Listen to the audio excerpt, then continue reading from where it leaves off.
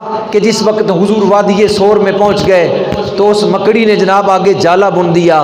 فرمایا کہ یہ اس نے حضور علیہ الصلوۃ والسلام کی جو ہے وہ حضور علیہ الصلوۃ والسلام سے محبت کا اظہار کیا ہے. فرمایا اس کو مت مارو، اس کو مارنے کا حکم نہیں، اس کو مارنے کا حکم ہو گیا. وہ جو ہے وہ بے ادب تھا، بے ادب کا انجام یہ ہوا کہ اسے قتل کر دیا جائے. اور جو بادب ہوتا ہے اس کے بارے میں تعریف آنا کلمات ادا کر دیے گئے. فرمایا کہ اس کو مت مارو. ہاں گھروں میں جالے ہیں تو ان کو اتار دو، کیونکہ جالوں کی وجہ سے گھروں میں غربت آ جاتی ہے. جس گھر میں جالے ہوں گے، دکان میں جالے ہوں گے، کہیں بھی جالے ہوں گے تو یہ جالے لگنا یہ غربت کی علامت ہے. لہٰذا حکم ہے کہ ان کو اتار دیا جائے، گھروں کو صاف رکھا جائے، لیکن مکڑی کو نہ مارا جائے، کیونکہ اس نے میرے مصطفیٰ کریم علیہ السلام کی اس غار کے آگے بھی جالا بن کر کفار مکہ کو ان کی نظروں کو دوسری طرف کر دیا تھا اور ان کے ذہنوں میں بات ڈال دی تھی کہ اگر محمد عربی اس غار میں ہوتے تو جالا ٹوٹ جاتا. یقیناً جالا لگا ہوا ہے، محمد عربی یہاں نہیں ہے. یعنی وہ اہل محبت میں سے تھی، اہل ادب میں سے تھی، اس لیے فرمایا اس کو مت مارو. آج بھی دیکھ لیں حرم میں جو کبوتر ہیں لوگ ان کو دانہ ڈالتے ہیں، پانی ڈالتے ہیں، جو ہے وہ ہر طرح کا کھانا ان کے آگے گھر سے تیار کر کے اسپیشل قسم کا ان کے آگے ڈالتے ہیں. وجہ کیا ہے کہ اس کبوتر نے بھی جہاں آ کر انڈے دے دیے تھے، میرے آقا صلی اللہ علیہ وسلم نے اس کے لیے دعا فرمائی تھی.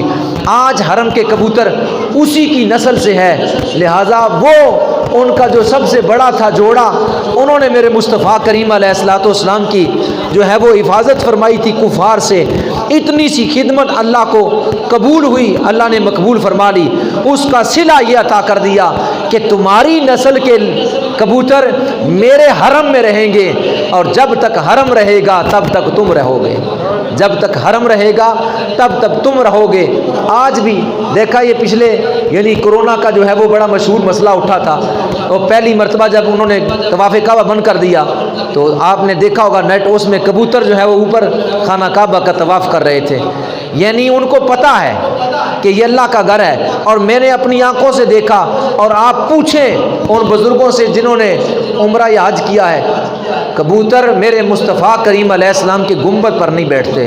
حالانکہ دنیا کائنات پر کتنے مزارات ہیں، بے شمار مزارات ہیں. جو کبوتر ہوتا ہے وہ گنبد کا عاشق ہوتا ہے، وہ اس پر بیٹھتا ہے، مینار پر بیٹھتا ہے، اونچی جگہ پر بیٹھتا ہے. ہر مزار پر جو ہے وہ کبوتر ہیں اور بیٹھتے ہیں اوپر بیٹھ. فقط میرے مصطفیٰ کریم علیہ السلام کا روضہ ہے کہ کبوتر ادھر سے اڑتے ہوئے آئیں اور ایسا لگتا ہے کہ اوپر بیٹھیں گے، لیکن اور یا ایسا لگتا ہے کہ اوپر سے گزر جائیں گے، لیکن نہ وہ اوپر سے گزرتے گئے نہ اوپر بیٹھتے گئے.